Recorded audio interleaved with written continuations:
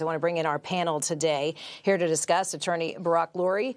Also joining us today, senior political analyst, former Pennsylvania senator, and senior advisor for the Convention of States, Rick Santorum. Gentlemen, good afternoon to you. Good afternoon. Busy news day already, right? As we are looking on at our 4 astronauts, 3 Americans, 1 Canadian, set to launch toward the moon at 6:30-ish this evening. A few minutes before that, we're keeping our cameras trained on that in this box on our screen, gentlemen, so I may have to break into that at any moment. But let's talk about this historic day in Washington, as the Supreme Court held these oral arguments. Majority of the justices, Barak, they seemed doubtful of the idea that birthright citizenship should be struck down. Where do you see this going? Well, I agree. It seemed that they were pretty skeptical, and the eyes to watch are the ones that are the conservative side of the bench, the 6 of them that are conservative. And among them, it seemed like Gorsuch, Roberts, and Barrett were the most skeptical, really giving some jibes toward the government for, thinking that they could undo this. Look, the problem with this is that if we do find that somehow that birthright citizenship should be the law of the land, that it is covered by the 14th Amendment, exactly as the liberals claim, then it will only send the signal that you should rush over to give birth in America. It will only increase that.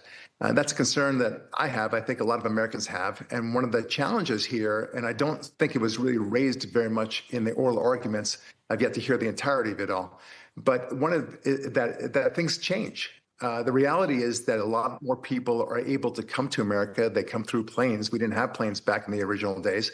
And now this is something that can easily be done. So it's with a plane ticket of a couple $100, $1,000, you can come in and give birth in America, and suddenly your child is a citizen.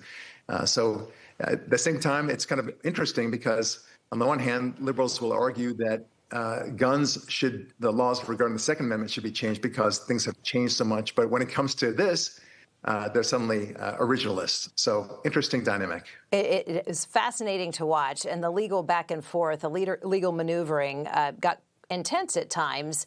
But you're right. No real world application was ever discussed, which when you think about the implications, if this is struck down, if the executive order is struck down, this is telling billions of people around the world that you have a free pass to enter this country, Rick. That's exactly right. I mean, you have tourism, you have birth tourism already. People coming, as the president mentioned in his truth, a Chinese guy who has 56 kids born here in America because they flew the surrogate mom over. This is not what obviously the founders and the folks who passed the 14th Amendment anticipated. I listened to the whole discussion, and I actually heard the 3 of the conservative justices that were mentioned who were skeptical.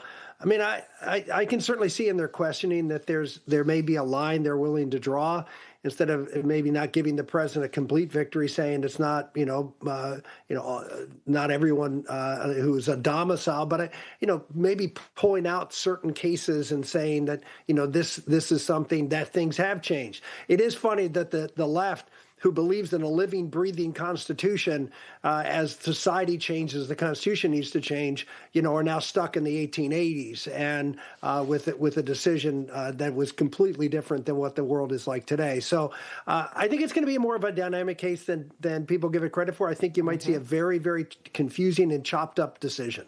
Barak, before I let you go, very quickly, a sitting president of the United States sitting in on oral arguments, just with your legal hat on, the implications of that. Oh, I don't have a problem with that. I think it's perfectly fine. They would have otherwise challenged it constitutionally.